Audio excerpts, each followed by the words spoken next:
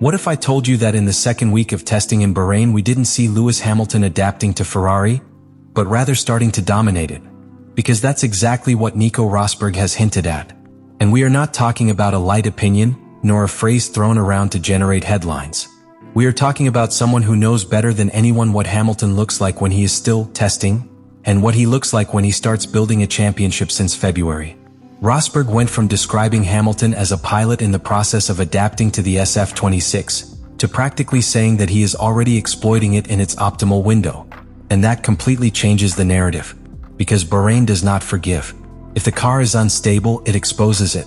If the rear axle suffers, it destroys it. If the pilot is not connected, it is noticeable in each steering wheel correction. But in the second week, according to the data analysis Rosberg reviewed, those corrections disappeared. The degradation stabilized. The pace in long runs was no longer a mystery. And the most worrying thing for the rest of the grid, Hamilton began to look like he did in the years when the championship began to be won in winter. The second week of testing in Bahrain began with a very different feeling than the first week had left. It was no longer about understanding the 2026 regulation.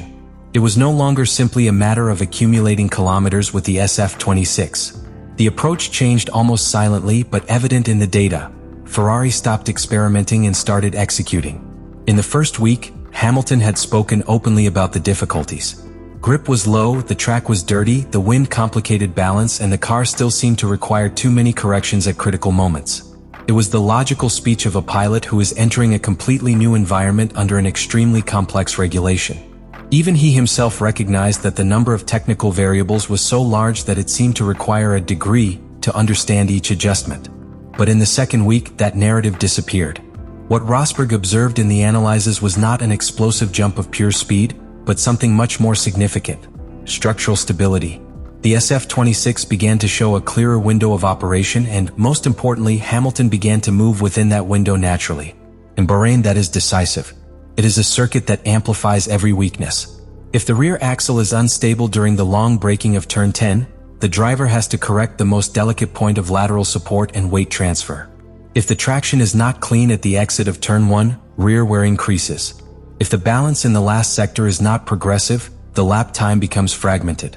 During the second week, according to Rosberg's reading, those symptoms disappeared. Degradation in long runs began to be minimal and, more importantly, predictable. There were no unexpected spikes.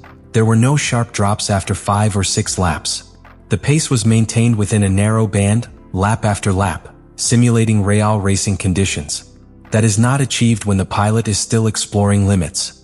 It is achieved when you already understand what the car needs in each phase of the corner and how to protect the tire without sacrificing performance. Rosberg put the focus on consistency.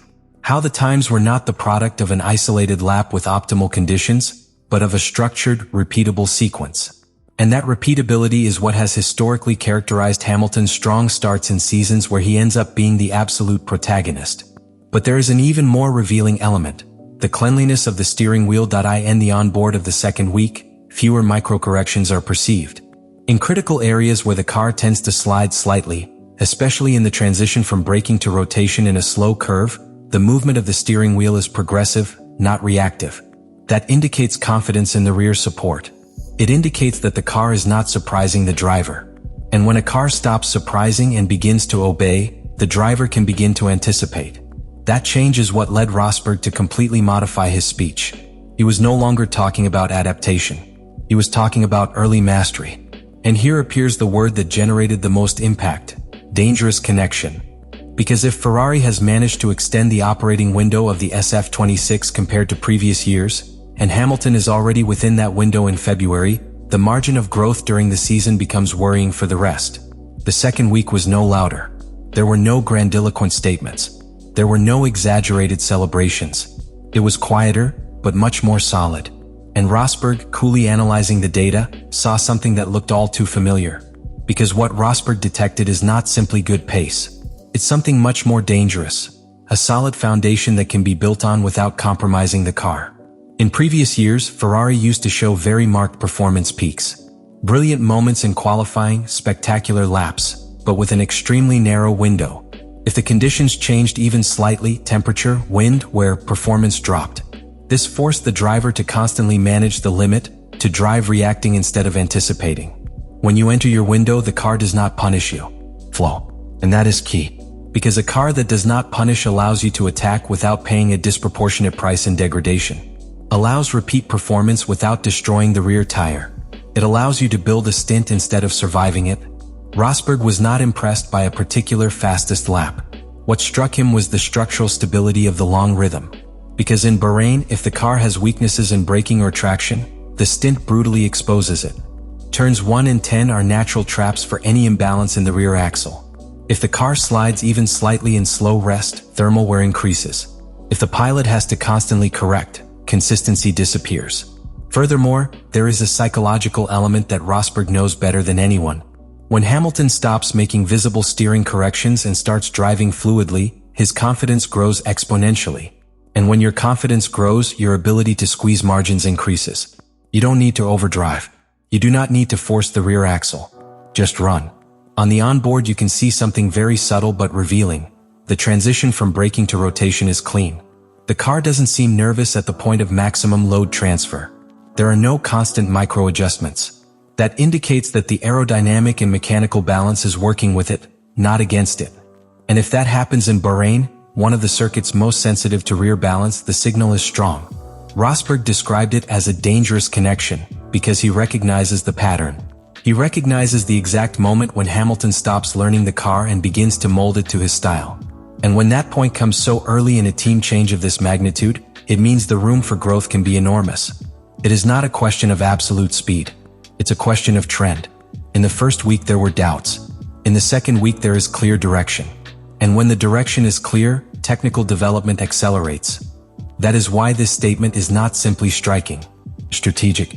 Because if Hamilton is already within the optimal SF26 window in February, what we are seeing is not the end of the adaptation process. It is the beginning of an escalation. Because when a driver like Hamilton reaches that level of connection with a new car so quickly, the impact is not limited to testing. It moves to the start of the championship. And that's what Rosberg was really implying between the lines. Most team changes in modern Formula One require months of fine-tuning. The pilot must relearn braking references, front axle behavior, differential response, interaction with the hybrid system under new regulations. It's not just driving. It is reprogramming instincts. But in the second week of Bahrain, what was seen was the opposite of a driver reprogramming. One pilot was seen already operating on instinct. That's huge. Because when Hamilton starts driving by instinct, he frees up mental capacity. You are no longer thinking about how the car reacts. He's thinking about how to squeeze it out. And that difference is what historically separates a season of adaptation from a season of attack. Rosberg recognized it because he has seen that movie before. He has shared the track with the Hamilton who constantly corrects, and with the Hamilton who simply executes. And what he detected in Bahrain was that silent transition towards the second version. Furthermore, there is an even more important detail, the absence of emotional peaks. There was no euphoria. There were no triumphalist declarations. There were no spectacular times that made headlines. What there was stability. And in preseason, stability is worth more than a fast lap. Because stability indicates that the car has a base. That performance does not depend on perfect conditions. That the pilot can repeat it. And if Ferrari has managed to offer an SF26 that does not force Hamilton to survive each slow corner, but rather allows him to attack without destroying the rear axle, the scenario changes completely. Rosberg did not speak of an absolute favorite. He did not speak of assured domain. What he did was something more powerful, point out the trend. And in Formula One, the trends in February are dangerous. Because if the starting point is already solid, each update during the season adds to a stable base. It does not correct fundamental defects, optimize performance. And when a team can optimize instead of repair, growth is exponential. That's why his statement was so shocking. Not because Hamilton set the best time. Not because Ferrari has topped the table, but because the pattern was recognizable. From adaptation to mastery, from correctness to fluency, from learning to construction. Bahrain's second week did not confirm a champion, but it did confirm something much more disturbing. Hamilton is not chasing SF26, he is already shaping it. And when someone like Nico Rosberg, who has shared a garage, telemetry and battles at the limit with him, recognizes that pattern so early, the statement is no coincidence. It is not just another opinion within the preseason noise. It's a diagnosis. The shocking thing was not the speed. It was stability. It was not a spectacular turn. It was constant repetition. It was not a heroic return. It was the absence of errors. It wasn't a headline. It was a trend. In the second week, Bahrain stopped showing Hamilton learning the limits of the Ferrari 2026. It showed Hamilton moving within those limits naturally, with clean steering wheel, with controlled degradation, with structural consistency in long runs. That's what changes everything. Because when a pilot of this caliber finds that connection so soon, the room for growth stops being an unknown and begins to be a threat. Ferrari does not appear to be correcting fundamental weaknesses. It appears to be optimizing a stable base. And if the foundation is solid in February, each evolution during the season becomes an addition, not a repair. Rosberg said it without exaggeration. There is a dangerous connection. Dangerous not because of what we have already seen, but for what may come. The preseason does not decide championships, but it does reveal patterns. And the pattern left by the second week in Bahrain is clear. Hamilton is not reacting to the car, he is anticipating it. And when that happens, Formula One changes pace. We don't know yet if it will be enough.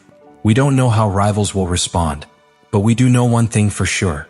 In Bahrain, in silence, without spotlights or celebrations, something began to take shape.